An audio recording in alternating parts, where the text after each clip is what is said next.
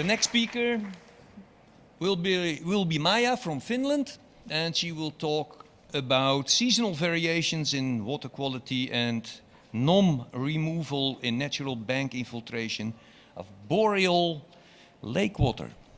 Yes, I'm Maija Jylhä-Ollila from Finland, from Aalto University in Helsinki. And so are Hanne and Harri as well, and Paula Niinikoski Fußwinkel works at Aachen University. And this is part of my doctoral studies. I'm studying a natural bank infiltration site.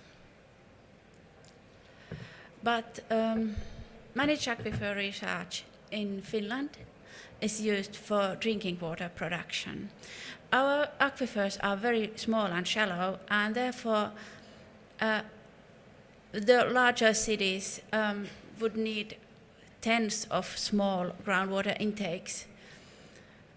Instead, we choose to add water in the small aquifer by infiltrating water by ponds or sprinklers, or then we use bank infiltration. There are around 30 official ISMAR sites, but then it has been estimated that over 200 small groundwater intakes receive water through bank infiltration.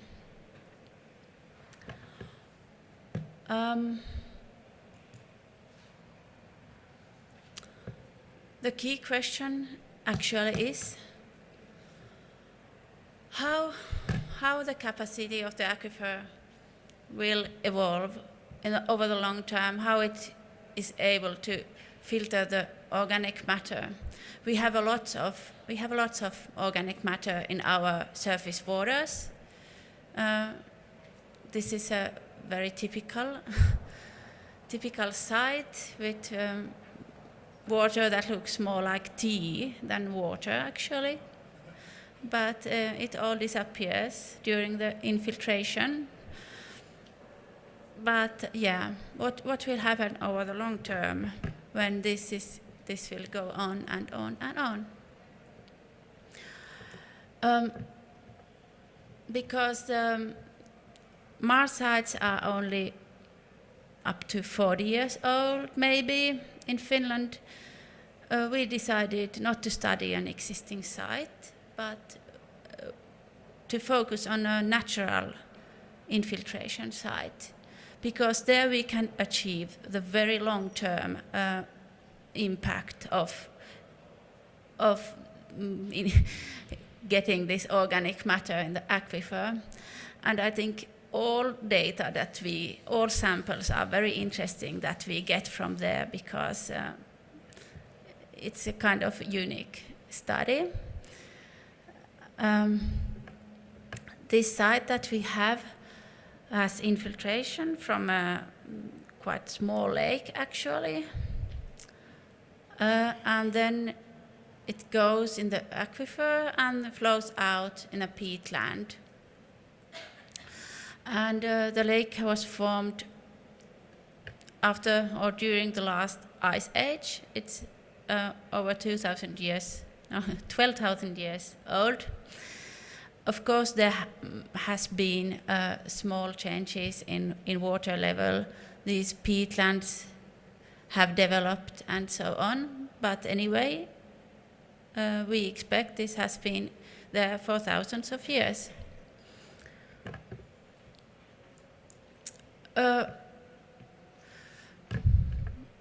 We wanted to have a lake with catchment with as little human activities as possible, because if there is intensive land use, then the water quality might have changed. So this is a forested area, and for example, we have for example, the nitrate concentration is below our detection limit, so I think this is quite an unspoiled natural place.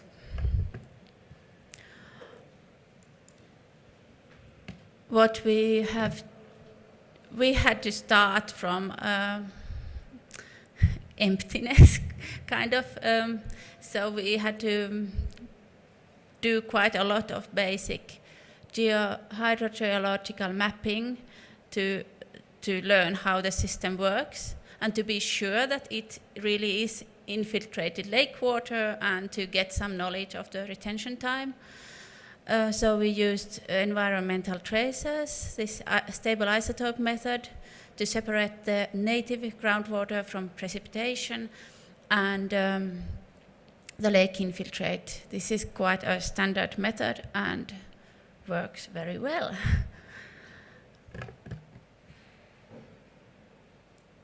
And then the retention time, we used heat as a tracer for the groundwater velocity where possible, and but the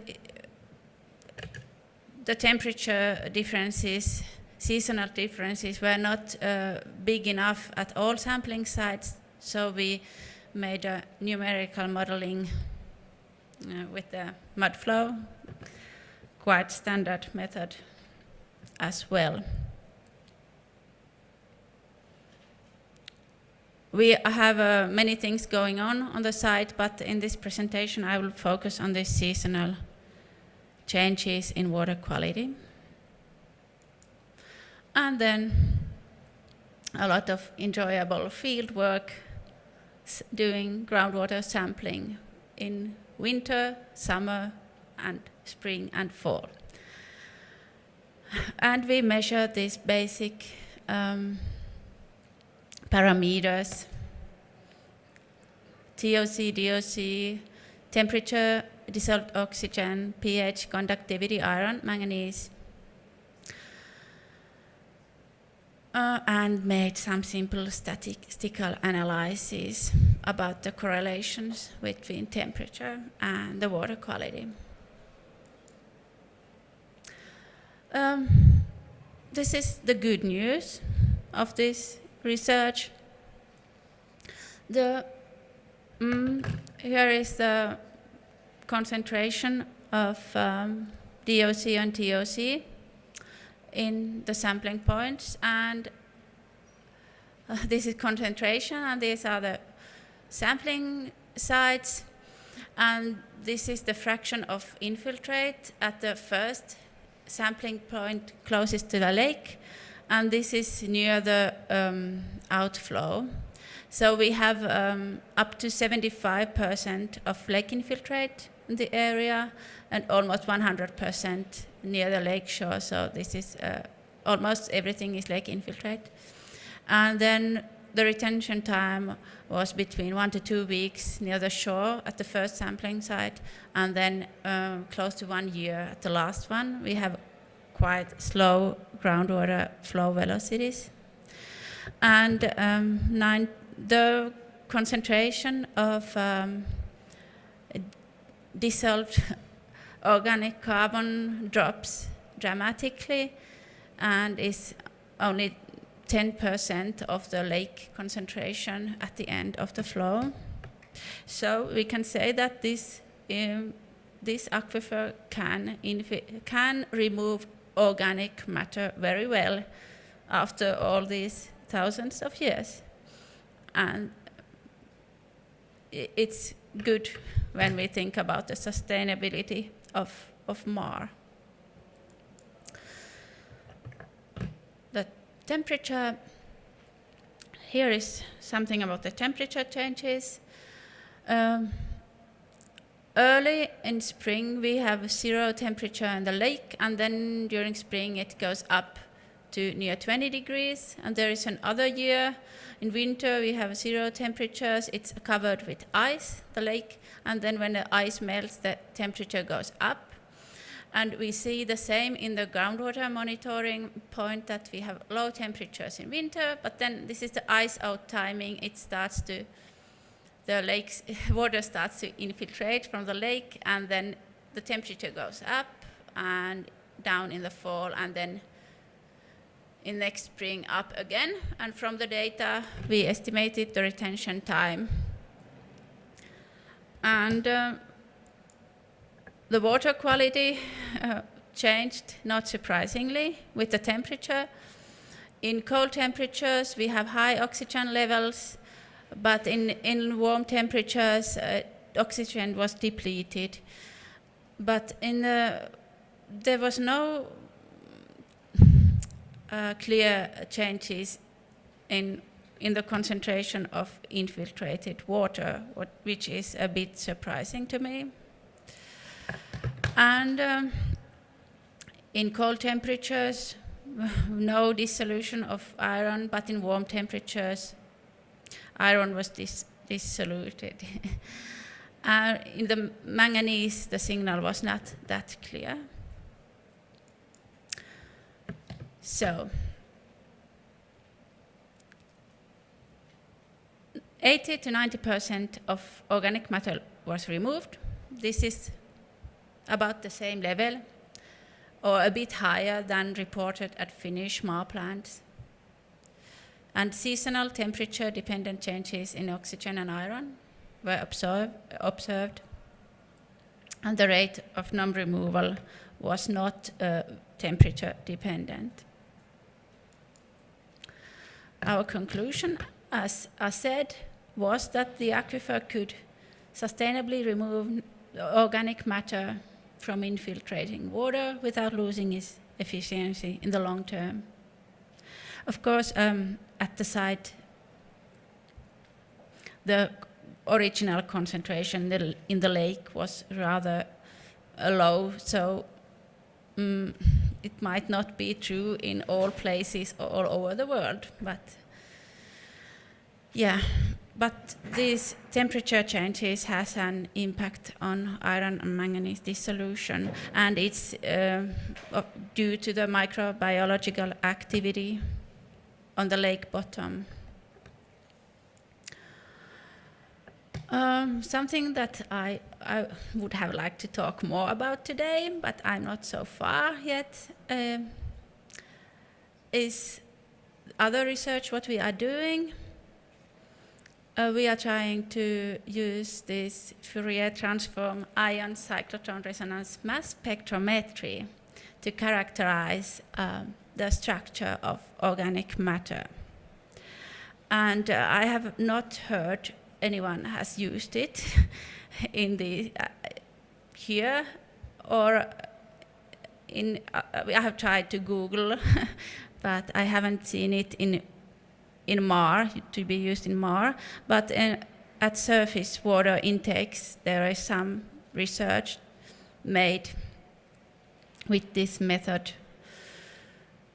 But there we can get a detailed information of the thousands of different molecules that that is the organic matter in water, because organic matter it's not one compound, it's a mixture of thousands of different compounds.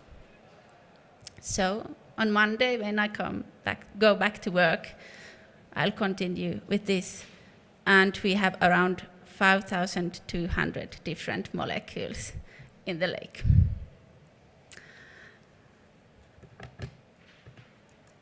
Thank you for listening.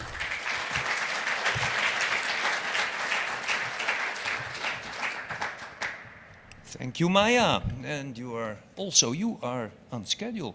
So there is place for questions, please.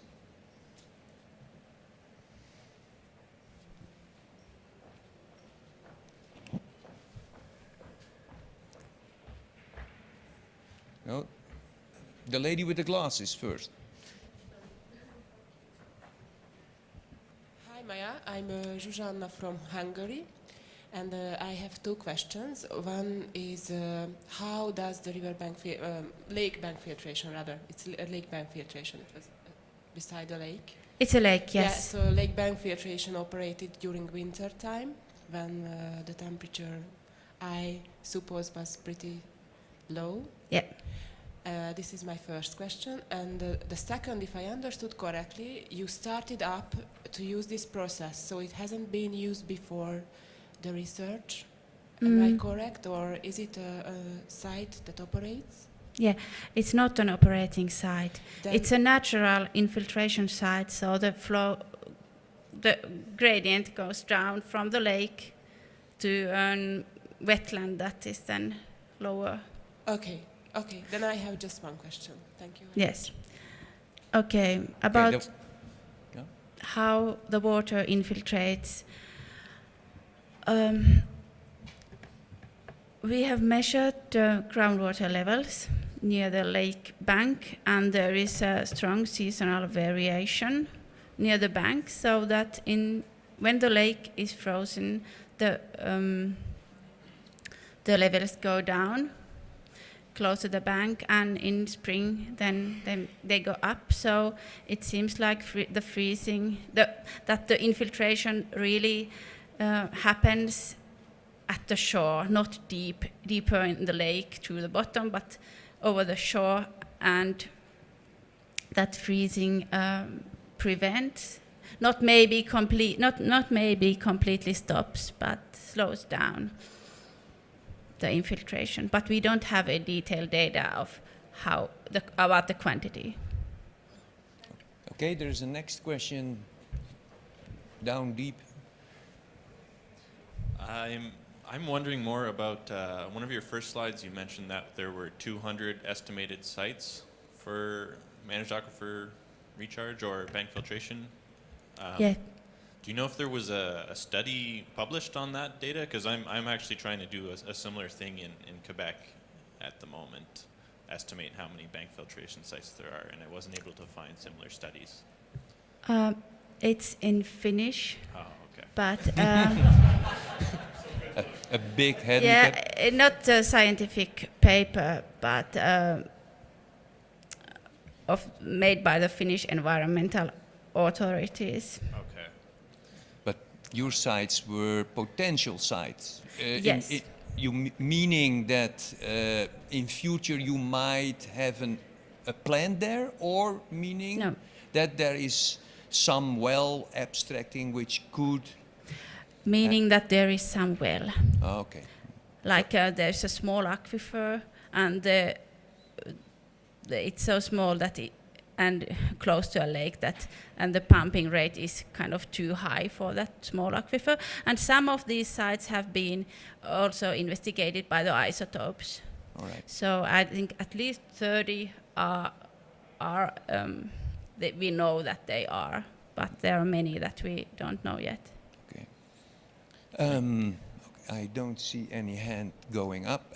I have a burning question, which is very, very interesting, that you pretend to say that you have 12,500 years of bank filtration on this site. Mm-hmm. That's important, because indeed it means it would be a very sustainable system. But how Yes. can you be sure that this pond has been infiltrating all that time? Because sometimes you can get reversals of the topography for one or other reason, erosion, Yes. accumulation. Yes. The quaternary geology in Finland is very well studied, and this is on the first Salpausselkä ridge that is dated very carefully, and the lake is there. But this is one of the key questions that I have also been thinking about: how much should we do more investigation to prove the age of the system? But okay, we need to know that the formation, when it was formed, and there's a big drop down from the lake to the wetland. So it is very likely that it is thousands of years old. But if we need to prove it more carefully, we could drill to the lake bottom, or drill the peatlands and date the peat. I think you should do that. Yeah, that would be a good idea. Okay, I think. Oh, there is still a burning question over there. That's the final one, unfortunately. Just wondering, how does the water quality of this beautiful, pristine lake compare to some of the existing MAR sites that you have in terms of the organic Yeah. composition? This is clearer than the average Finnish surface waters that is used for MAR. It's close to the pre-treated water that is infiltrated to the largest MAR site in Finland, but it is really somewhat clearer. In the beginning of the study, I had 4 sites. One of them with some of them with really high concentrations of organic matter, but these infiltration sites, natural infiltration sites, there were several reasons that I couldn't use them. For example, too low fraction of infiltrate in the aquifer at the end. So I had to choose this one to continue. But I think when choosing these natural sites, there is no chance to find a perfect site in all ways. Okay, I thank you very much, Maija, and let's continue with the next speaker.